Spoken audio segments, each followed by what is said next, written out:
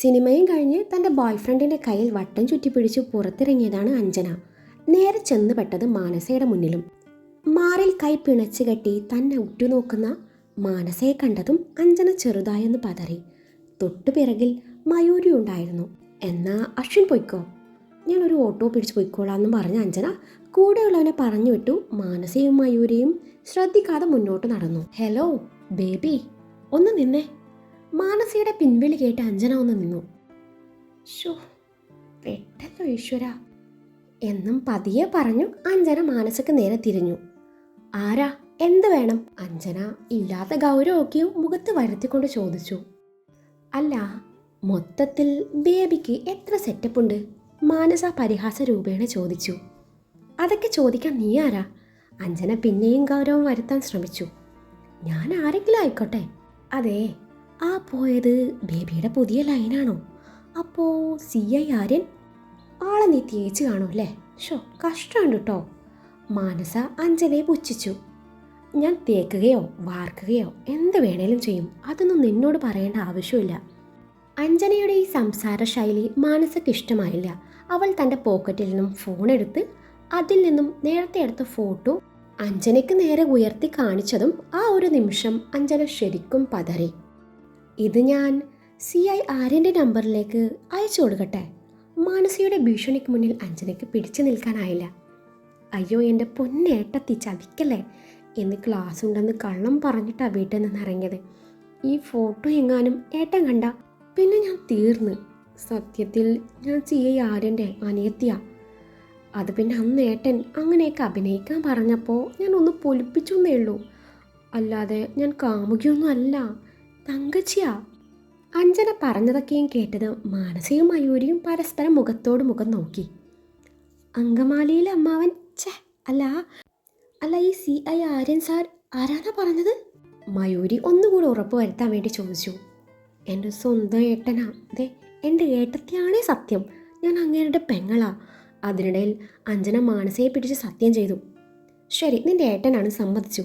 പക്ഷേ നിന്റെ ഈ ഏട്ടത്തി വിളിക്ക് പിന്നിലെ ഉദ്ദേശം മനസ്സിലായില്ല. മാനസ ഗൗരവം ഒട്ടും കുറച്ചില്ല.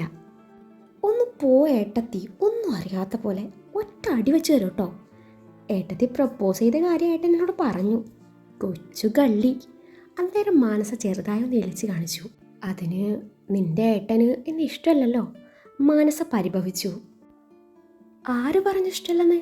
ചെറിയ ഇഷ്ടമൊക്കെ ഉണ്ട്, അത് പുറത്ത് ചാടിച്ചാൽ മാത്രം മതി. അതെങ്ങനെ വേണമെന്ന് ഏട്ടത്തി തീരുമാനിക്ക്. എന്നാ ഞാൻ പൊയ്ക്കോട്ടെ. ആ ഫോട്ടോ ഒന്ന് ഡിലീറ്റ് ചെയ്യണേ ഏട്ടത്തി. ഇല്ലേലേ, കല്യാണം കഴിഞ്ഞ് വീട്ടിലെത്തുമ്പോൾ നാത്തും പോലും കൊണ്ട് ഞാൻ മുൻപന്തിയിലുണ്ടാവും. പറഞ്ഞില്ലെന്ന് വേണ്ടില്ല, കൂടെ ഞാൻ കുത്തിത്തിരിപ്പുണ്ടാക്കി അമ്മായിയമ്മ പോലും സെറ്റ് ചെയ്യും. അതല്ല, ഇപ്പോഴേ നമ്മൾ തമ്മിൽ ഒരു അണ്ടർസ്റ്റാൻഡിങ്ങിൽ പോവുകയാണെങ്കിലേ ഈ നിമിഷം തൊട്ട് വി ആർ ചങ്ക്സ്, കട്ട് ചങ്ക്സ്. അഞ്ജന അത് പറഞ്ഞതും ദൈവമേ ഈ സാധനം കടിക്കുമോ എന്ന പോലെ മാനസ അവളെ വല്ലാത്ത ഭാവത്തിൽ നോക്കി. അത്രയ്ക്കും കട്ട വേണ്ടാട്ടാ, അതിനിവിടെ ഞങ്ങളൊക്കെ ഉണ്ട്. മയൂരി അഞ്ജനയെ നോക്കി പുച്ഛിച്ചു. എടി മാനസേ, ഈ ബന്ധം തുടർന്നും വേണോന്നേ നീ ഒന്നുകൂടി ആലോചിക്കട്ടാ. ഇവളെ സൾഫ്യൂരിക് ആസിഡിന് കയ്യും കാലും വെച്ച ഇനാണ്, എപ്പോൾ വേണേലും പൊട്ടിത്തെറിക്കാം. മയൂരി അഞ്ജനയെ വല്ലാത്ത ഭാവത്തിൽ നോക്കിക്കൊണ്ട് പറഞ്ഞു. അയ്യോ, നിങ്ങളെന്നെ തെറ്റിദ്ധരിച്ചു. ഞാനൊരു നമ്പർ ഇറക്കിയതല്ലേ, ശരിക്കും ഞാനൊരു പാവാ. സത്യം, ദേ ഈ ചേച്ചിയാണേ സത്യം. മയൂരിയുടെ തല പിടിച്ച് അഞ്ജന സത്യം ചെയ്തതും മയൂരി അഞ്ജനയെ വല്ലാത്ത ഭാവത്തിൽ നോക്കി അത് മായ്ച്ചു കളഞ്ഞു. ശരി ശരി, സമ്മതിച്ചു. ഈ ഫോട്ടോ ഞാൻ ഡിലീറ്റ് ചെയ്യാം. പിന്നെ ഒരു കാര്യം, നമ്മൾ തമ്മിൽ ഇക്കാര്യം സംസാരിച്ചതൊന്നും നിന്റെ ചേട്ടൻ അറിയണ്ട. ആൾക്കുള്ള പണി ഞാൻ കൊടുത്തോളാം, മാനസ പറഞ്ഞു. താങ്ക് യു ഏട്ടത്തി. നിന്റെ ഏട്ടന് പണി കൊടുക്കുന്നതിനാണോ താങ്ക്സ് പറഞ്ഞത്? മാനസ ചോദിച്ചു. അയ്യോ അല്ല, എൻ്റെ ഫോട്ടോ ഡിലീറ്റ് ചെയ്യാന്ന് പറഞ്ഞതിന്. എന്നാൽ ഞാൻ പൊയ്ക്കോട്ടെ, ബൈ ഏട്ടത്തി. അതും പറഞ്ഞ് അഞ്ജന അവിടെ നിന്ന് തടി തപ്പി. അഞ്ജന പോയതിന് പിന്നാലെ മാനസയുടെ വിടർന്ന മുഖം കണ്ട് മയൂരിയുടെ ചുണ്ടിലൊരു പുഞ്ചിരി വിരിഞ്ഞു. മാനസയും മയൂരിയും ബസ്സിൽ കയറി അപ്പം തന്നെ അവിടെ നിന്ന് യാത്ര തിരിച്ചു. അവർക്ക് ഇറങ്ങാനുള്ള സ്ഥലം എത്തിയതും ഇരുവരും ഇറങ്ങി നടന്നു. ഹലോ ഗേൾസ്, ഞാനൊരു സ്ട്രീറ്റ് ഫോട്ടോഗ്രാഫറാണ്. നിങ്ങൾക്ക് ഫോട്ടോ എടുക്കാൻ താല്പര്യമുണ്ടോ? മതിലിനോട് ചേർന്ന് പോസ്റ്റായി നിൽക്കുന്ന ഏതോ ഒരുത്തൻ ആ ചോദ്യം ഉന്നയിച്ചുകൊണ്ട് ഇരുവർക്ക് നേരെ നടന്നു വന്നു. ദേടി, നീ അന്വേഷിച്ചല്ലവൻ, മയൂരി മാനസയെ തോണ്ടിക്കൊണ്ട് പറഞ്ഞു. വേണ്ടടി, എനിക്കൊന്നും ഒരു മൂടില്ല, നീ വേണേ എടുത്തോ, മാനസയാണാ പറഞ്ഞത്. പിന്നെ എനിക്കൊട്ടും താല്പര്യമില്ല, മയൂരിയും പറഞ്ഞു. രണ്ടുപേരും ഇത് തുറന്നു പറഞ്ഞതും അയാൾ ഇരുവരെയും സോപ്പിട്ട് പതപ്പിക്കുകയാണ്. രണ്ടുപേരും നല്ല ക്യൂട്ട് ഫേസാണ്, അടിപൊളി ലുക്കാണ്. അത് ഞങ്ങൾക്കും അറിയാം, പക്ഷെ താല്പര്യമില്ല ചേട്ടാ, മയൂരിയാണിത് പറഞ്ഞത്. ഈ നേരത്താണ് ഒരു കേസന്വേഷണത്തിൻ്റെ ഭാഗമായി ആര്യൻ അതുവഴി വരുന്നത്. ബുള്ളറ്റിലാണ് പുള്ളിയുടെ വരവ്. പോലീസ് യൂണിഫോം ധരിച്ചിട്ടില്ലായിരുന്നു. റോഡരികിൽ നിൽക്കുന്ന മാനസയും മയൂരിയും കൂടെ ഒരു ഫോട്ടോഗ്രാഫറെയും കണ്ടതും അവൻ വണ്ടി ഒതുക്കി നിർത്തി അവരുടെ അരികിലേക്ക് നടന്നു. പ്രതീക്ഷിക്കാതെയുള്ള ആര്യൻ്റെ വരവിൽ മാനസയുടെ കുരുട്ടുബുദ്ധി പ്രവർത്തിച്ചു. എന്നാൽ നമുക്ക് ഫോട്ടോഷൂട്ട് തുടങ്ങിയാലോ ചേട്ടാ? മാനസയുടെ പെട്ടെന്നുള്ള ചോദ്യം കേട്ട് മയൂരി അവളെ തോണ്ടി. അന്നേരാണ് മാനസ കണ്ണുകൊണ്ട് മയൂരിക്ക് ആര്യൻ്റെ ആ വരവ് കാട്ടിക്കൊടുക്കുന്നത്. മാനസയുടെ പെട്ടെന്നുള്ള മാറ്റം കണ്ട് ലവനാകെ വണ്ടറടിച്ച് നിൽപ്പാണ്. എന്നാൽ നമുക്കിതോ അവിടെ നിന്ന് എടുക്കാമല്ലേ ചേട്ടാ? മാനസ പറഞ്ഞു. ഓ ഓ ഓ അതിനെന്താ, അയാൾ മറുപടി പറഞ്ഞു. എന്താ ഇവിടെ നടുറോട്ടിൽ എന്താ കാര്യം? ആര്യൻ്റെ ശബ്ദം കേട്ടത് മൂവരും തിരിഞ്ഞു നോക്കി. എന്താ ബ്രോ ഇത്, കണ്ടാൽ അറിഞ്ഞൂടെ ഒരു ഫോട്ടോഷൂട്ടാണെന്ന്? അയാൾ പറഞ്ഞു. ഇതുപോലുള്ള പൊതുവഴിയിലാണോ ഫോട്ടോഷൂട്ട് നടത്തുന്നത്? ആര്യൻ കലിപ്പിറക്കി. യുനോ ബ്രോ, ഞാനൊരു പ്രൊഫഷണൽ സ്ട്രീറ്റ് ഫോട്ടോഗ്രാഫറാണ്. അതിന്? ആര്യൻ എടുത്തടിച്ച പോലെ ചോദിച്ചു. ബ്രോയ്ക്ക് ഇപ്പോഴത്തെ ട്രെൻഡൊന്നും അറിയില്ലല്ലേ? നമ്മൾ ഇതുപോലുള്ള സുന്ദരികളായ പെൺകുട്ടികളുടെ നാച്ചുറൽ ബ്യൂട്ടി അവരുടെ പെർമിഷനോട് കൂടി ക്യാമറയിൽ പകർത്തി ഞങ്ങളുടെ ഇൻസ്റ്റയിലും യൂട്യൂബിലും വീഡിയോ രൂപത്തിൽ പോസ്റ്റ് ചെയ്യുന്നു. ഇവരെ വൈറലാക്കുന്നു. ദേ ഈ വീഡിയോയിൽ ബ്രോയും വരൂട്ടോ. താനേ ഈ കുന്ത്രാണ്ടൊക്കെ എടുത്തേ പെട്ടെന്ന് സ്ഥലം വിടാൻ നോക്ക്. ഇവിടെ ആർക്കും ഫോട്ടോ എടുക്കാൻ താല്പര്യമില്ല, വൈറലാവും വേണ്ട. ആര്യൻ മാനസയെ വല്ലാത്ത ഭാവത്തിൽ നോക്കിക്കൊണ്ട് പറഞ്ഞു. ഉണ്ട് ബ്രോ, ഈ കുട്ടിക്ക് താല്പര്യമുണ്ട് അല്ലേ കുട്ടി? ലവൻ മാനസയോട് ചോദിച്ചു. ആ ഉണ്ടുണ്ട്. ഇതാ കണ്ടോ, ഉണ്ടെന്ന്. അതുകൊണ്ട് ചുമ്മാ സീനാക്കാതെ ബ്രോ പോവാൻ നോക്ക്. വാ കുട്ടി, നമുക്ക് ഫോട്ടോ എടുക്കാം. ഡോ, തന്നോടല്ലേ പറഞ്ഞത് ഇവളുടെ ഫോട്ടോ എടുക്കാൻ പറ്റില്ലെന്ന്? ആര്യൻ കടുപ്പിച്ച് പറഞ്ഞു. അതിനിടയിൽ മാനസയെ ദഹിപ്പിച്ച് നോക്കാനും മറന്നില്ല. അത് പറയാൻ ബ്രോ ഈ കുട്ടിയുടെ ഭർത്താവോ ചേട്ടനോ അല്ലെങ്കിൽ ബോയ് ഫ്രണ്ടോ ഒന്നും അല്ലല്ലോ. ഞാൻ ആരാണെന്ന് തനിക്കറിയണമല്ലേ? ശരി. അത് പറഞ്ഞ ആര്യൻ തൻ്റെ പോലീസ് ID കാർഡ് എടുത്ത് അവന് നേരെ നീട്ടി. ആര്യൻ പോലീസാണെന്ന് അറിഞ്ഞതും അവൻ ചെറുതായൊന്ന് പതറി. ഇനി ഒന്നുകൂടി പറയാം. ദേ ഇവളുണ്ടല്ലോ, ഇവളെൻ്റെ ഭാര്യയാൻ പോകുന്ന പെണ്ണാണ്. എൻ്റെ പെണ്ണിൻ്റെ ഫോട്ടോ എൻ്റെ അനുവാദം ഇല്ലാതെ എടുക്കാൻ പറ്റില്ല. അതുകൊണ്ട് ഇയാൾ പെട്ടെന്ന് സ്ഥലം വിടാൻ നോക്ക്. ഇവിടെ ഇപ്പോൾ ആരാ പടക്കം പൊട്ടിച്ചത് എന്ന പോലെ മാനസയും മയൂരിയും ആകെ കിളി പോയി നിൽപ്പാണ്. ആണോ കുട്ടി, ഇയാൾ പറയുന്നത് നേരാണോ? ആ ആണാണ്, ഇതെൻ്റെ ഫിയാൻസിയാണ്, CI ആര്യൻ. കിട്ടിയ അവസരം മാനസ പാഴാക്കിയില്ല എന്ന് മാത്രമല്ല അതൊന്നുകൂടി ശരിക്കും വിനിയോഗിക്കാൻ അവൾ തീരുമാനിച്ചു. എന്തായാലും ചേട്ടൻ ഇതുവഴി വന്നത് നന്നായി. എന്നാ നമുക്ക് വിട്ടാലോ ചേട്ടാ? മാനസ അവൻ അരികിലേക്ക് നീങ്ങിക്കൊണ്ട് പറഞ്ഞു. എങ്ങോട്ട്? ആര്യൻ ചോദിച്ചു. എങ്ങോട്ടെന്നോ? വീട്ടിലോട്ട്. ഇതുവരെ വന്നിട്ട് വീട്ടിൽ കയറാതെ പോകുന്നത് ശരിയാണോ ചേട്ടാ? അത് പിന്നെ ഞാൻ ഇനിയൊരിക്കൽ കയറിയാൽ പോരെ? ആര്യനാണെങ്കിൽ മറുത്തൊന്നും പറയാൻ പറ്റാത്ത സിറ്റുവേഷനും. ഒന്നും പറയണ്ട ചേട്ടൻ, വണ്ടിയെടു, നമുക്ക് ഒരുമിച്ച് പോവാം. അപ്പോൾ ആ കുട്ടി ഒറ്റയ്ക്കാവില്ലേ? ആര്യൻ മയൂരിയെ ചൂണ്ടി പറഞ്ഞു. അയ്യോ ദേ, ഇവിടെ നിന്ന് വലത്തോട്ട് തിരിഞ്ഞ 4ാമത്തെ വീട് അത് ഇവളുടെയാ. എൻ്റേത് അങ്ങനെയല്ലല്ലോ, നേരെ പോയി എന്തോരം വലത്തോട്ടും ഇടത്തോട്ടും തിരിയണം അല്ലേടി? മാനസ മയൂരിയെ നോക്കി പറഞ്ഞു. ആ അതെ അതെ സാർ, നിങ്ങൾ പൊയ്ക്കോ, ഞാൻ നടന്നോളാം. വേറെ വഴിയില്ലാതെ ആര്യന് മാനസയെ തൻ്റെ ബുള്ളറ്റിൻ്റെ പിറകെ കയറ്റേണ്ടി വന്നു. എന്നാൽ നമുക്കൊരു ഫോട്ടോഷൂട്ട് ആയാലോ? മാനസ പോയതും ക്യാമറ പിടിച്ച ലവൻ മയൂരിയോട് എന്ന പോലെ ചോദിച്ചു. അന്നേരം അവൾ താല്പര്യമില്ലെന്ന് പറഞ്ഞ് മുന്നോട്ട് നടന്നു. അതെ, ഇവിടെ നിന്ന് വലത്തോട്ട് തിരിഞ്ഞ 4ാമത്തെ വീടാണെന്ന് പറഞ്ഞിട്ട് വലത്തോട്ട് തിരിഞ്ഞില്ലല്ലോ? അവൻ പിറകിൽ നിന്നും വിളിച്ചു ചോദിച്ചു. ചേട്ടൻ ഇവിടെ നിന്ന് വട്ടം തിരിയാതെ ചെല്ലാൻ നോക്ക്, മയൂരി തിരിഞ്ഞു നോക്കിക്കൊണ്ട് പറഞ്ഞു. അതെ, പേര് പറഞ്ഞില്ലല്ലോ? അവൻ ചോദിച്ചു. പേരക്ക. ഫ്രഷ്. അതെ പേരക്ക. പറ്റിയാലേ എൻ്റെ പേജൊന്ന് ഫോളോ ചെയ്യണേ. വിധിയുണ്ടേ നമുക്ക് എപ്പോഴേലും കാണാം. അതും പറഞ്ഞ് അവൾക്കൊരു ചിരി സമ്മാനിച്ചു അവൻ തിരിഞ്ഞു നടന്നു. ഒരു നിമിഷം അവൾ അവൻ്റെ പോക്ക് നോക്കി നിന്നു. ശേഷം അവളും തിരിഞ്ഞു നടന്നു. കുറച്ചു നേരം മുന്നോട്ട് നടന്നതും അവൾ ഒന്നുകൂടെ തിരിഞ്ഞു നോക്കി. അതേ സമയത്ത് തന്നെയാണ് അവനും തിരിഞ്ഞു നോക്കുന്നത്. ചുണ്ടിൽ വിരിഞ്ഞ ചിരി അതിവിദഗ്ധമായി മറച്ചു പിടിച്ചു. ഇരുവരും മുന്നോട്ട് നടന്നു. ഇതേ സമയം മാനസികമായി ആര്യൻ കുറച്ച് മുന്നോട്ട് യാത്ര ചെയ്തു. ശേഷം വണ്ടി ഒരിടത്ത് നിർത്തി അവളെ പാതി വഴിയിൽ ഇറക്കി വിട്ടു. അവളെ ദഹിപ്പിച്ചു നോക്കി വണ്ടി മുന്നോട്ടെടുക്കാൻ ഒരുങ്ങിയതും അവൾ വണ്ടിക്ക് കുറുകെ തടസ്സമായി നിന്നു. അവൻ ചോദ്യഭാവത്തിൽ മൂളി. Still I love you. അവൾ അവൻ്റെ മുഖത്തേക്ക് നോക്കി പറഞ്ഞതും അവൻ അവളെ ശ്രദ്ധിക്കാതെ അവളെ വെട്ടിച്ച് വണ്ടി തിരിച്ചു വിട്ടു. അവൻ്റെ പോക്ക് മാനസ ചെറിയാളെ നോക്കി നിന്നു.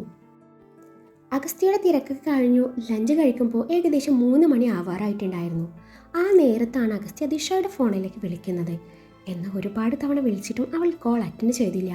പിന്നീട് ദിയെ വിളിച്ച് അന്വേഷിച്ചപ്പോഴാണ് തലവേദനയാണെന്നും പറഞ്ഞ് മുറിയിലോട്ട് ചെന്നുവെന്നും ഉച്ചയ്ക്ക് ഒന്നും കഴിച്ചില്ലെന്നും അവൻ അറിയുന്നത്. അത് കേട്ടതും അവൻ്റെ ഉള്ളിൽ ആദ്യം നിറഞ്ഞു. അവളുടെ അരികിലേക്ക് ഓടിയെത്താൻ അവൻ്റെ ഹൃദയം വെമ്പുന്നുണ്ടായിരുന്നു. എങ്ങനെയൊക്കെയോ ഭക്ഷണം കഴിച്ചെന്ന് വരുത്തി വീട്ടിലേക്ക് തിരിച്ചു. അവൻ മുറിയിലേക്ക് ചെല്ലുമ്പോൾ അവൾ ഉറങ്ങുകയായിരുന്നു. അവളുടെ മുഖത്തെ ക്ഷീണവും തളർച്ചയും കാണവേ അവനെന്തോ നേരിയ കുറ്റബോധം തോന്നി. അവളുടെ അരികിൽ ചെന്നിരുന്ന് നെറ്റിയിൽ തൊട്ടു നോക്കി. പനിയൊന്നുമില്ലായിരുന്നു. അവളുടെ മുടിയിഴകളിലൂടെ വിരലോടിച്ചതും അവൾ മെല്ലെ കണ്ണു തുറന്നു. തൊട്ടരികിൽ അവനെ കണ്ടതും പൊടുന്നൻ അവളുടെ കണ്ണുകൾ നിറഞ്ഞു വന്നു. അവളുടെ കണ്ണ് നിറഞ്ഞതും അവൻ്റെ ടെൻഷൻ ഇരട്ടിച്ചു. ദിഷ, എന്തിനാ നീ ഇങ്ങനെ കരയുന്നത്? എന്താ, നിനക്ക് വയ്യേ? അവളുടെ ഇരു കവിളിലും തൻ്റെ കൈത്തലം ചേർത്ത് വെച്ചുകൊണ്ട് അവൻ ചോദിച്ചതും അവളുടെ കണ്ണുകൾ പിന്നെയും നിറഞ്ഞു. എന്താടാ, എന്തിനാ ഇങ്ങനെ കരയുന്നത്? എന്നെയും കൂടി കരയിപ്പിക്കല്ല പെണ്ണെ. അവളുടെ നെറുകയിൽ ചുംബിച്ച ശേഷം നെറ്റിയിൽ നെറ്റി മുട്ടിച്ചുകൊണ്ടാണ് അവനത് പറഞ്ഞത്. സജുവേട്ടാ, എനിക്ക് ഒട്ടും വയ്യ. അത്രത്തോളം വേദനയാ. ഇവിടെ നിന്നൊക്കെ കുത്തി വലിക്കുക. നേരത്തെ നല്ല വേദനയായിരുന്നു. അവരോടൊക്കെ എന്തോ പറയണം എന്ന് പോലും അറിയില്ലായിരുന്നു. അതുകൊണ്ട് പറഞ്ഞില്ല. ചേച്ചിയോട് പോലും കള്ളം പറഞ്ഞു. അവളത് പറഞ്ഞതും അവനവളെ തൻ്റെ നെഞ്ചോട് ചേർത്തിരുന്നു. സോറി പെണ്ണെ, ഞാൻ തനിച്ചാക്കിയെന്ന് തോന്നിയോ? അവളുടെ കണ്ണുനീർ തൻ്റെ ചുണ്ടുകളാൽ ഒപ്പിക്കൊണ്ടാണ് അവനെ ചോദിച്ചത്. അവളില്ലെന്ന് തലയണക്കി. മനഃപൂർവ്വമല്ല, ഇന്ന് ഒത്തിരി തിരക്കുള്ള ദിവസമായിരുന്നു. I am really sorry D. അവൻ അവളുടെ മുഖമാകെ ചുംബനങ്ങൾ കൊണ്ട് പൊതിഞ്ഞു. അവളെ നേരെ കിടത്തി അവളിട്ടിരിക്കുന്ന കുർത്തി ടോപ്പ് പൊക്കി അതിൻ്റെ പാൻ്റ് അല്പം താഴ്ത്തി വെച്ചു. എവിടെയാ വേദനിക്കുന്നത്? ഇവിടെയാണോ? അവളുടെ അടിവയറ്റിൽ അവിടെ ഇവിടേക്കായി തൊട്ടു നോക്കിക്കൊണ്ട് അവൻ ചോദിച്ചതും അവൾ ആണെന്ന പോലെ തലയനക്കി. പിന്നീട് അവൻ അവളുടെ വയറിൽ പതിയെ തടവി കൊടുക്കാൻ തുടങ്ങി. അവൻ്റെ കൈവിരലുകളുടെ മാന്ത്രികതയിൽ അവളുടെ കണ്ണുകൾ താൻ അടഞ്ഞു പോയിരുന്നു. അവൾക്ക് നേരിയ ആശ്വാസം തോന്നി തുടങ്ങി. ഒരുപാട് നേരം അവൻ തൻ്റെ പ്രവൃത്തി തുടർന്നു. ഒടുവിൽ അവന് കൈ വേദനിക്കുന്നുണ്ടാവും എന്ന തോന്നലിൽ അവൾ കണ്ണു തുറന്നു. അവനെ നോക്കിയതും തൻ്റെ മുഖത്തേക്ക് ദൃഷ്ടി പതിപ്പിച്ച് അവൻ അപ്പോഴും അവളുടെ വയറിൽ തഴുകുന്നുണ്ട്. ഒരു നിമിഷം രണ്ടുപേരുടെയും കണ്ണുകൾ കൊരുത്തു വലിച്ചു. അവൾ പെട്ടെന്ന് നാണത്തോടെ തൻ്റെ നോട്ടം പിൻവലിച്ചു. സച്ചുവേട്ടാ, മതി, ഇപ്പോൾ കുറവുണ്ട്. അവൾ തൻ്റെ ടോപ്പ് താഴ്ത്തിക്കൊണ്ട് പറഞ്ഞു. എന്നാ ഞാൻ നിനക്ക് കഴിക്കാൻ എടുത്തിട്ട് വരാം എന്നും പറഞ്ഞ് അവനെ എഴുന്നേൽക്കാൻ ഒരുങ്ങിയതും അവൾ അവൻ്റെ കയ്യിൽ പിടിച്ചു നിർത്തി. എനിക്കിപ്പോൾ ഒന്നും വേണ്ട. പിന്നെ എൻ്റെ കൂടെ ഇത്തിരി നേരം കിടന്നാൽ മതി പ്ലീസ്. അവൾ യാചനയുടെ സ്വരത്തിൽ പറഞ്ഞതും അവൻ തൻ്റെ യൂണിഫോം ഷർട്ട് അഴിച്ചു മാറ്റി അവളുടെ അരികിൽ വന്ന് കിടന്നു. അവളെ തൻ്റെ നെഞ്ചോട് ചേർത്ത് പൊതിഞ്ഞു പിടിച്ചു. അവളുടെ നെറുകയിൽ ചുംബിച്ചതും അവൾ അവനെ വിരിഞ്ഞു മുറുക്കി. ഇരുവരുടെയും കണ്ണുകൾ താനെ അടഞ്ഞുപോയി. വൈകാതെ ഇരുവരും ഉറക്കത്തിലേക്ക് വഴുതി വീണു. ഫോൺ ശബ്ദിക്കുന്നത് കേട്ടിട്ടാണ് അഗസ്ത്യ ഉറക്കമുണരുന്നത്. കിടന്നിടത്തു നിന്ന് തന്നെ ഫോൺ എടുത്തു നോക്കി. ഡിസ്പ്ലേയിൽ ആര്യൻ്റെ പേര് കണ്ടതും അവൻ കോൾ അറ്റൻഡ് ചെയ്ത് സംസാരിക്കാൻ തുടങ്ങി. സംസാരിച്ചു കഴിഞ്ഞു അഗസ്ത്യ ദിഷയെ തന്നിൽ നിന്ന് അടർത്തി മാറ്റാനൊരുങ്ങവേ ദിഷ അവനെ വിടാതെ മുറുക്കി പിടിച്ചു. ദച്ചൂസ്, കള്ളുറക്കാണല്ലേ? വിട്, ഞാൻ എഴുന്നേൽക്കട്ടെ. ഇല്ല, ഇന്ന് ഞാൻ എങ്ങോട്ടും വിടില്ല. ദച്ചൂസ് നല്ല കുട്ടിയല്ലേ, ഞാൻ പോയിട്ട് പെട്ടെന്ന് വരാം. അർജൻറ്റായി ആര്യനെ കാണണം. എന്നാൽ ഞാൻ കൂടി വരാം. നിങ്ങൾ സംസാരിച്ചോ, ഞാൻ വണ്ടിയിലിരുന്നോളാം. അത് വേണോ? ദച്ചൂട്ടന് വയ്യാത്തതല്ലേ? വേണം, ഇല്ലെങ്കിൽ ഞാൻ പിണങ്ങോട്ടോ. ശരി, പക്ഷെ നീ ഒന്നും കഴിച്ചില്ലല്ലോ. എനിക്ക് പോകുന്ന വഴി വാങ്ങിച്ചു തന്നാൽ മതി. അതും പറഞ്ഞ് അവൻ്റെ കവിളിൽ അമർത്തി ചുമച്ചു. ഞാൻ പെട്ടെന്ന് ഫ്രഷായി വരാമെന്ന് പറഞ്ഞ് ദിശ എഴുന്നേറ്റതും അഗസ്ത്യ അവളുടെ കയ്യിൽ പിടിച്ചു നിർത്തി. അവൾ ചോദ്യഭാവത്തിൽ നോക്കിയതും അവൻ അവളെയും കൈകളിൽ കോരിയെടുത്ത് വാഷ്റൂമിലേക്ക് നടന്നു. സമയം 7 മണിയോട് അടുക്കുന്നു. അഗസ്ത്യ ഡ്രൈവിങ്ങിലാണ്. ദിശ സീറ്റിലേക്ക് ചാരിയിരുന്ന് അവനിലേക്ക് മാത്രം ദൃഷ്ടി പതിപ്പിച്ചിട്ടുണ്ട്. ദിശയുടെ നോട്ടം മനസ്സിലായെന്ന പോലെ അവൻ അവളുടെ വലത് കൈയെടുത്ത് ചുണ്ടോടടുപ്പിച്ചു. അപ്പോഴും അവൻ്റെ ശ്രദ്ധ മുഴുവൻ ഡ്രൈവിങ്ങിൽ തന്നെയാണ്. അവൻ്റെ ചുംബനം അവളുടെ മുഖത്ത് നാണം വിരിഞ്ഞു. വണ്ടി ഫ്ലാറ്റിലേക്ക് തിരിയുന്നത് കണ്ടതും ദിശ സംശയത്തോടെ അവനെ നോക്കി. ഇന്ന് നമ്മൾ എവിടെയാ? അഗസ്ത്യ അവളുടെ കൈ തൻ്റെ കവിളിനോട് ചേർത്ത് വെച്ചുകൊണ്ട് പറഞ്ഞു. അപ്പോൾ ആര്യൻ സാറിനെ കാണാനുണ്ടെന്ന് പറഞ്ഞിട്ട്? അവൻ നമ്മുടെ ഫ്ലാറ്റിൻ്റെ തൊട്ട് മുന്നിലെ ഫ്ലാറ്റിലല്ലേ. നീയും കൂടെ ഉള്ളതുകൊണ്ട് ഞാൻ പ്ലാൻ അങ്ങ് മാറ്റി. അപ്പോഴേക്കും അവരുടെ വണ്ടി പാർക്കിംഗ് ഏരിയയിലേക്ക് എത്തിയിരുന്നു. അഗസ്ത്യ വണ്ടി പാർക്ക് ചെയ്തു. വണ്ടിയിലുണ്ടായിരുന്ന കവറുകളും കയ്യിൽ പിടിച്ചു ഇരുവരും വണ്ടിയിൽ നിന്നിറങ്ങി ലിഫ്റ്റ് ഏരിയയിലേക്ക് നടന്നു. അഗസ്ത്യ ആര്യനുമായി സംസാരിക്കുന്നതിനിടയിലാണ് ദിശയുടെ മിസ്ഡ് കോൾ വരുന്നത്. അത് കണ്ടതും ഇപ്പോൾ വരാമെന്നും പറഞ്ഞ അഗസ്ത്യ കിച്ചണിലേക്ക് നടന്നു. എന്തു പറ്റി? കോഫി റെഡിയായോ? ദിശയുടെ പിറകിലായി വന്നു നിന്ന് അവളുടെ കവിളിൽ ചുംബിച്ചുകൊണ്ടാണ് അവൻ ചോദിച്ചത്. ആയെന്നും പറയാം, ദേ നോക്കിക്കേ. ദിശ ഒരു കപ്പ് കോഫി അഗസ്ത്യയുടെ നേരെ നീട്ടിയതും അവനൊന്ന് സിപ്പ് ചെയ്തു. ശേഷം അവളുടെ ചുണ്ടിൽ അമർത്തി ചുംബിച്ചു. വീണ്ടും കോഫി സിപ്പ് ചെയ്തു. എനിക്കിപ്പോൾ മധുരം ഓക്കെ ആയി, പക്ഷേ ആരും ഓക്കെ ആവില്ലല്ലോ, അതുകൊണ്ട് ഇച്ചിരി പഞ്ചസാര ചേർത്തേക്ക്. അവൻ്റെ പറച്ചിൽ കേട്ടപ്പോൾ അവൾക്ക് ചിരിയും വരുന്നുണ്ട്. അവൾ ആര്യൻ്റെ കപ്പിലേക്ക് പഞ്ചസാര ചേർത്തു. അവളുടെ ചുണ്ടിൽ ഒന്നുകൂടെ അമർത്തി മുത്തിക്കൊണ്ട് ആര്യനുള്ള കോഫിയുമായി അഗസ്ത്യ അകത്തേക്ക് നടന്നു. ഇതേ സമയം ആര്യൻ്റെ ഫോണിലേക്ക് പരിചയമില്ലാത്ത നമ്പറിൽ നിന്നും ഒരു കോൾ വന്നതും അവൻ കോൾ അറ്റൻഡ് ചെയ്തു. ഹലോ, ആരാ? ഇത് ഞാനാ, മാനസ, ചേട്ടൻ്റെ വുഡ് ബി വൈഫ്. ഓ, നീ ആയിരുന്നോ? വീണ്ടും വെറുപ്പിക്കാനാണെങ്കിൽ ഈ നമ്പറും ഞാൻ ബ്ലോക്ക് ചെയ്യും. ഇത് നല്ല കഥ. സാറ് തന്നെയല്ല പറഞ്ഞത് ഞാൻ കെട്ടാൻ പോകുന്ന പെണ്ണാണെന്ന്? അത് പിന്നെ അന്നേരത്തെ സിറ്റുവേഷനിൽ നിന്നെ രക്ഷിക്കാൻ വേണ്ടി ആര്യൻ തപ്പിത്തടഞ്ഞു. എന്നെ രക്ഷിക്കാൻ ഞാൻ സാറിനോട് പറഞ്ഞോ? ഇല്ലല്ലോ. മര്യാദയ്ക്ക് ഫോട്ടോ എടുത്തുകൊണ്ടിരുന്ന എന്നെ ഓരോന്ന് പറഞ്ഞ് കൊതിപ്പിച്ചിട്ട് ഇപ്പോൾ ആരുമില്ലെന്ന് പറഞ്ഞാൽ എനിക്ക് സഹിക്കുമോ? ദേ, ഞാൻ മാനനഷ്ടത്തിന് കേസ് കൊടുക്കും, നോക്കിക്കോ. എന്ത് നഷ്ടത്തിന്? മാനനഷ്ടത്തിന്. എന്തേ, കേട്ടിട്ടില്ലേ? കേട്ടിട്ടുണ്ട്, പക്ഷേ ഈ പറഞ്ഞ സാധനം നിനക്കുണ്ടോന്നേ എനിക്ക് ഡൗട്ടുണ്ട്. അല്ലെങ്കിൽ എനിക്ക് വേറൊരു ഗേൾ ഫ്രണ്ട് ഉണ്ടെന്ന് അറിഞ്ഞു വെച്ചിട്ട് പിന്നെയും എൻ്റെ പിന്നാലെ വരുമോ? ഇയാളുടെ ഗേൾ ഫ്രണ്ടിനെ ഞാൻ ഇന്ന് ഒരിടത്ത് വെച്ച് കണ്ടായിരുന്നു. സ്വന്തം അനിയത്തി ഗേൾ ഫ്രണ്ടായ കഥയൊക്കെ അവൾ എന്നോട് പറഞ്ഞു. അത് ശരി, അപ്പോൾ ആ കുരിപ്പൻ്റെ തേച്ചു അല്ലേ? ശരി, എന്തൊക്കെ ആയാലും എനിക്ക് നിന്നോട് ഇഷ്ടം തോന്നാനൊന്നും പോണില്ല. പിന്നെ ഇയാൾ എന്തിനാ നേരത്തെ അങ്ങനെയൊക്കെ പറഞ്ഞേ? ചുമ്മാ അല്ല, ഉമ്മ. ഇയാളെ ഇപ്പം എൻ്റെ കൈ കിട്ടിയിരുന്നല്ലേ, ഞാനിങ്ങനെ ഉമ്മ വെച്ച് ഇയാളുടെ മോന്തയുടെ ഷേപ്പ് മാറ്റിയേനെ. അല്ല പിന്നെ ഉമ്മ വെച്ച മോന്തയുടെ ഷേപ്പ് മാറോ? ആര്യനിൽ കുറുമ്പ് നിറഞ്ഞു. ഇനി നേരി കാണുമ്പോൾ മാറുമോ ഇല്ലേ എന്ന് ഞാൻ അറിയിച്ചു തരാം, പോരെ? ഓ, ആയിക്കോട്ടെ. നീ ഇപ്പം സംസാരിച്ചത് മുഴുവൻ ഞാൻ റെക്കോർഡ് ചെയ്തിട്ടുണ്ട് കേട്ടാ. അതിന് അത് പിന്നെ ഞാനിപ്പോൾ ഉള്ളത് നിൻ്റെ കൂട്ടുകാരിയുടെ ഫ്ലാറ്റിലാണ്. ഞാനിത് ദിശയും കൂടി കേൾപ്പിക്കട്ടെ, കൂട്ടത്തിൽ TCPയും കേട്ടോട്ടെ അല്ലേ? ഇത് ചുമ്മാ വേണ്ടാത്ത പണിക്ക് നിൽക്കല്ലേട്ടാ, പ്ലീസ്. എന്നെ അപമാനിക്കരുത്. എന്തോ കേട്ടില്ല? അപമാനത്തിന് തന്നെ അപമാനമാണ് നീ. സാറെ, ഒരു കയ്യബദ്ധം നാറ്റിക്കരുത്. എന്നാൽ വേഗം വെച്ചോ. ശരി, വെക്കുക. പിന്നെ ഉണ്ടല്ലോ. എന്താ? Still I love you. എന്നാൽ ഇപ്പം തന്നെ കേൾപ്പിച്ചേക്കാം അല്ലേ? അയ്യോ വേണ്ട, ഞാൻ വെച്ചു. ദുഷ്ടൻ, നോക്കിക്കോ, തന്നെ ഉറുമ്പ് കടിക്കും എന്നും പെറുപിറുത്ത് അവൾ കോൾ അവസാനിപ്പിച്ചു. അഗസ്ത്യ കോഫിയുമായി വരുമ്പോഴേക്കും ആര്യൻ മാനസികമായുള്ള കോൾ അവസാനിപ്പിച്ചിരുന്നു. പിന്നീട് അവിടുന്ന് ഭക്ഷണം കഴിച്ചിട്ടാണ് ആര്യൻ മടങ്ങിയത്. സമയം 10 മണി. സിറ്റിയിലിരുന്നുകൊണ്ട് അഗസ്ത്യ കേസ് ഫയൽ ചെക്ക് ചെയ്യുകയാണ്. കുറച്ചു നേരമായി തുടർന്നു കൊണ്ടിരിക്കുകയാണ് ഈ പരിപാടി. ഇത്രയും നേരം അവനെ വെയിറ്റ് ചെയ്ത് ദിശയ്ക്ക് മടുത്തു. കിടന്നിടത്ത് നിന്നും എഴുന്നേറ്റു നേരെ അവനരികിൽ ചെന്നിരുന്നു. അവൻ്റെ തോളിലേക്ക് ചാഞ്ഞു. ഇരുകൈയാൽ അവൻ്റെ വയറിലൂടെ വട്ടം ചുറ്റി പിടിച്ചിട്ടുണ്ട്. എന്തേ, ഉറക്കം വരുന്നില്ലേ? അവളുടെ മുഖത്ത് നോക്കാതെയാണ് ഈ ചോദ്യം. അവൻ്റെ ചോദ്യം കേട്ടതും അവളൊന്നും മിണ്ടിയില്ല. വയ്യാത്തതല്ലേ, ചെന്ന് കിടന്നു. ഞാൻ കിടക്കാൻ വൈകും, എനിക്ക് കുറച്ചധികം പെൻഡിങ് വർക്ക്സ് ഉണ്ട്. ഈ FIR നോക്കി റിപ്പോർട്ട് തയ്യാറാക്കണം.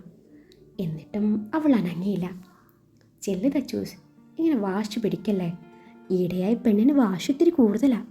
അവൻ പറഞ്ഞത് ഇഷ്ടപ്പെടാത്ത മട്ടിൽ അവൾ അവനിൽ നിന്ന് അടർന്നു മാറി എഴുന്നേറ്റു. അവൻ അവളുടെ കയ്യിൽ പിടിച്ചു നിർത്തിയെങ്കിലും അവൾ കൈ തട്ടി മാറ്റി ബെഡിനരികിലേക്ക് നടന്നു. കുറച്ച് കഴിഞ്ഞതും അവളിൽ നിന്നും ഏങ്ങലടികൾ ഉയർന്നു കേട്ടതും അവൻ ഫയലുകളൊക്കെയും ക്ലോസ് ചെയ്ത് അവളുടെ അരികിലേക്ക് നടന്നു. അവളുടെ കാലിനടിയിൽ ഇക്കിളി കൂട്ടി എഴുന്നേൽപ്പിക്കാൻ നോക്കിയതും അവൻ്റെ നെഞ്ചിനിട്ട് നല്ലൊരു ചവിട്ട് കിട്ടി. നെഞ്ചും തടവിക്കൊണ്ട് അവളുടെ അരികിലേക്ക് ചെന്നു. തലയിടയിലേക്ക് മുഖം പൂഴ്ത്തി കിടക്കുന്ന അവളുടെ മുടിയിഴകൾ മാടി ഒതുക്കി കാതിലും തോളിലും പിൻകഴുത്തിൽ അവൻ മുഖമിട്ടുരസി. പിണങ്ങിയോ വാവേ? കൊച്ചു കുഞ്ഞിനോടുന്ന പോലെ അവൻ ചോദിച്ചു. വേണ്ട, എന്നോട് മിണ്ടണ്ട. ഒറ്റ ദിവസം കൊണ്ട് എന്നെ മടുത്തൂല്ലേ?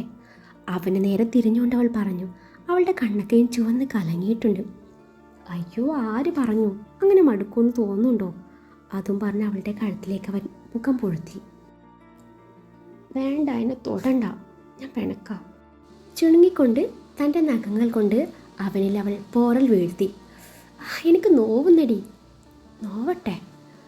നോവട്ടെന്നോ? ആഹാ, എന്നാൽ ഞാനും നോവിക്കും. അവൻ അവളുടെ കഴുത്തിൽ നിന്നും വസ്ത്രം അല്പം താഴ്ത്തി അവളുടെ ഇടത് മാറിൽ ചെറുതായി കടിച്ചുകൊണ്ട് അവളെ ചെറുതായി വേദനിപ്പിച്ചു. അവളൊന്ന് ഏങ്ങിപ്പോയിരുന്നു. വാശിയോടെ അവൾ അവൻ്റെ തോളിൽ അമർത്തി കടിച്ചു. അവനെ ശരിക്കും വേദനിപ്പിച്ചു. ഇത്തവണ അവനും വാശിയായിരുന്നു. അവളിൽ നിന്നുണ്ടായ എതിർപ്പുകൾ വകവെക്കാതെ അവൻ അവളുടെ ഡ്രസ്സ് അരയോളം വലിച്ചു താഴ്ത്തി. അവളിലെ മൃദുലത നുണഞ്ഞു തുടങ്ങിയതും അവളുടെ കണ്ണുകൾ താൻ അടഞ്ഞു പോയിരുന്നു. ഏറെ ആവേശത്തോടെ അവൻ തൻ്റെ പ്രവൃത്തി തുടർന്നുകൊണ്ടേയിരുന്നു. നിമിഷങ്ങൾ പോയിക്കൊണ്ടിരുന്നു. അവൻ തല ഉയർത്തി അവളുടെ മുഖത്തേക്ക് നോക്കിയതും അവൾ ഇരു കൈയാലെ ബെഡ്ഷീറ്റ് കൂട്ടിപ്പിടിച്ച് കണ്ണടച്ച് കിടന്നിട്ടുണ്ട്. അവളുടെ കിടത്തം ചെറുചിരിയാലെ അവൻ നോക്കി നിന്നു. കുറച്ച് കഴിഞ്ഞത് അവൾ കണ്ണ് തുറന്നു നോക്കിയപ്പോൾ കള്ളച്ചിരിയാലെ തന്നെ നോക്കി നിൽക്കുന്നവനെ കണ്ടതും അവൾ നാണത്തോടെ മുഖം തിരിഞ്ഞു ചരിഞ്ഞു കിടന്നു. അതെ, അപ്പോൾ ഞാൻ എന്ത് ചെയ്യണം? നിൽക്കണോ അതോ പോണോ? ചരിഞ്ഞു കിടക്കുന്ന അവളുടെ നഗ്നമായ തോളിൽ നിന്നും കൈയിലൂടെ വിരലോടിച്ചുകൊണ്ട് അവൻ ചോദിച്ചു. അമ്മോ, എനിക്കറിയില്ല. അപ്പോൾ പോവാം അല്ലേ? അവളുടെ നഗ്നമായ തോളിൽ ചുംബിച്ചുകൊണ്ട് അവൻ പറഞ്ഞു. അന്നേരം അവളൊന്നും മിണ്ടിയില്ല. എന്നാൽ പോയേക്കാം. അതും പറഞ്ഞ് അവൻ അവളിൽ നിന്ന് അടർന്നു മാറാനൊരുങ്ങവേ അവൾ അവനെ നേരെ തിരിഞ്ഞു അവനെ ഇറുകെ പുണർന്നു. അവളുടെ പ്രവൃത്തിയിൽ അവൻ്റെ ചുണ്ടിൽ ഒരു പുഞ്ചിരി വിരിഞ്ഞു. അവൻ അവളുടെ താടി പിടിച്ചു അവനെ നേരെ ഉയർത്തി. നാളെ എനിക്ക് ഡ്യൂട്ടിക്ക് പോകണം. അന്നേരം വയ്യെന്ന് പറഞ്ഞ് കരയാൻ പാടില്ല. അവളൊന്നും മിണ്ടിയില്ല. എന്തെങ്കിലും ഒന്ന് പറ പെണ്ണേ.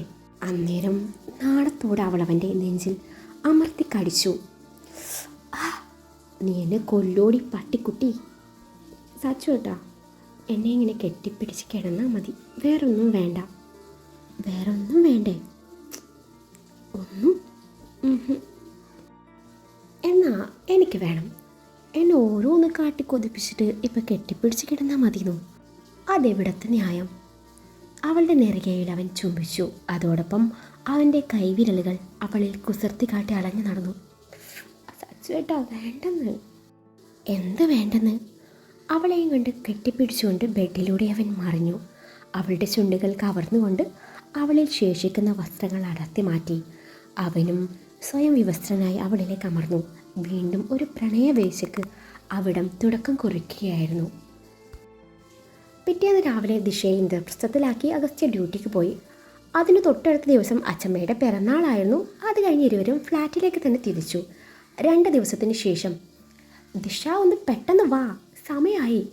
ദേ ഞാൻ പോട്ടോ, അഗസ്ത്യ വിളിച്ചു പറഞ്ഞു. ദാ വരുന്നു. എന്നെ രാത്രി ഒരുപോലെ കണ്ണടക്കാൻ സമ്മതിച്ചിട്ടില്ല. പിന്നെ എങ്ങനെയാണ് രാവിലെ എഴുന്നേക്കുക? ഓരോന്ന് പിറുപിറുത്തുകൊണ്ട് വരുന്ന ദിശയെ അവൻ നോക്കി നിന്നു. മാഡം എന്തെങ്കിലും പറഞ്ഞായിരുന്നോ? ആ, പറഞ്ഞു. ഇയാൾ രാത്രി ഉറങ്ങാൻ വിട്ടില്ലെന്ന് പറഞ്ഞതാ. നിന്നോട് ആരാടി രാത്രി ആ ഡ്രസ്സ് എടുത്തിടാൻ പറഞ്ഞത്?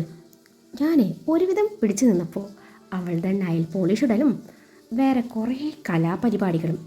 അതും പോരാഞ്ഞ് അവനെന്തോ പറയാൻ വന്നതും അവൾ അവൻ്റെ വാ പൊത്തിപ്പിടിച്ചു.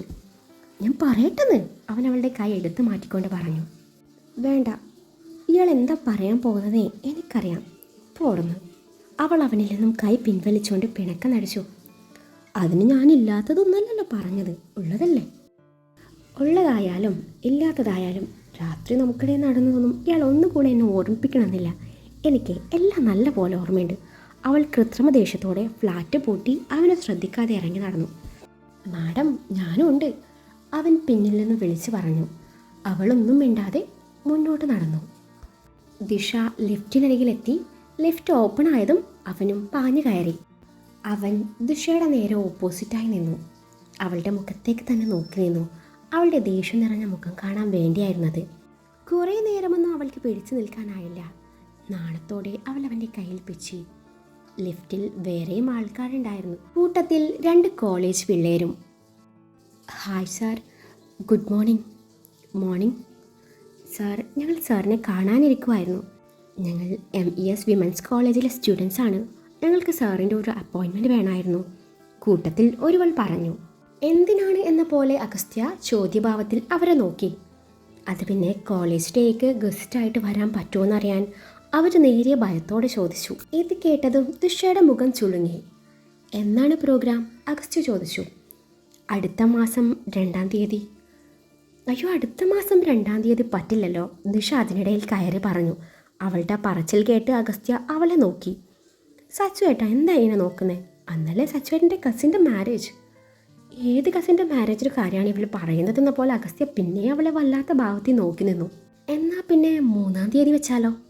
അയ്യോ, 3-ാം തീയതി മാത്രമല്ല, ആ വീക്ക് മൊത്തം സച്ചുവേട്ടൻ ബിസി ആയിരിക്കും.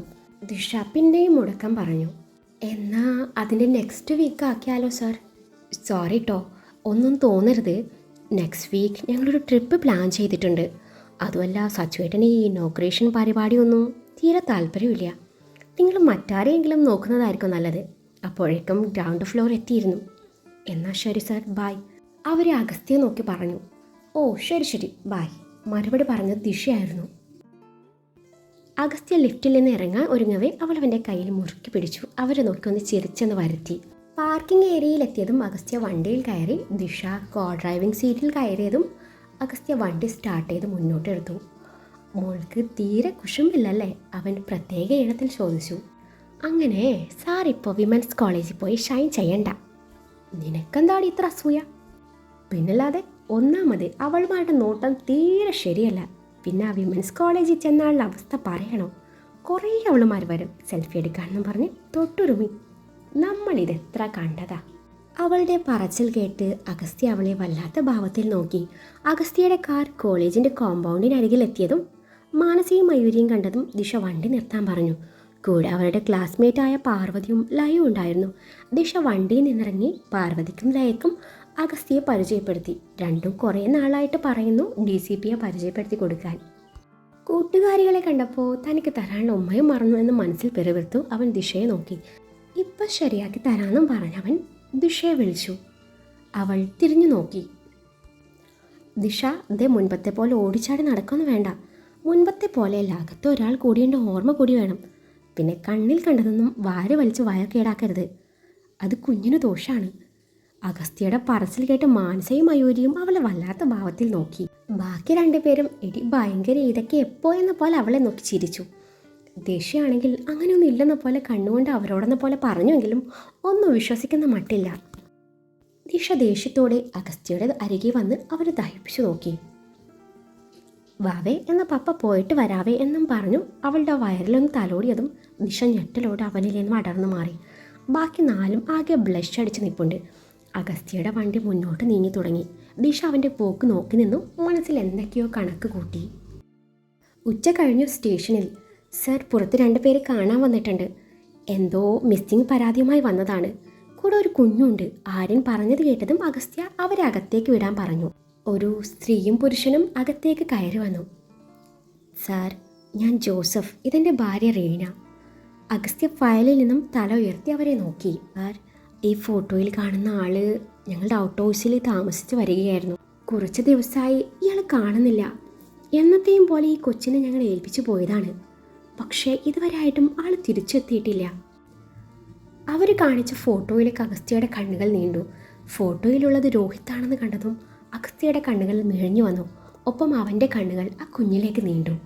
ഈ സമയത്ത് തന്നെയാണ് ദിശ ക്യാബിൻ്റെ ഡോർ തള്ളി തുറന്നു വരുന്നത്. എല്ലാവരുടെയും ശ്രദ്ധ അങ്ങോട്ട് നീണ്ടു. ഈ കുട്ടിയല്ലേ ഈ കൊച്ചിൻ്റെ അമ്മ? ജോസഫ് എന്നയാൾ ദിശയെ നോക്കി പറഞ്ഞതും അഗസ്ത്യയുടെ മുഖം ചുളുങ്ങി. No, she is my wife. അഗസ്ത്യയുടെ വെളിപ്പെടുത്തൽ കേട്ട് ജോസഫും റീനയും ദിശയും അഗസ്ത്യയും മാറി മാറി നോക്കി. അതേ സമയത്ത് തന്നെയാണ് സ്റ്റേഷനിലേക്ക് ഒരു കോൾ വരുന്നത്.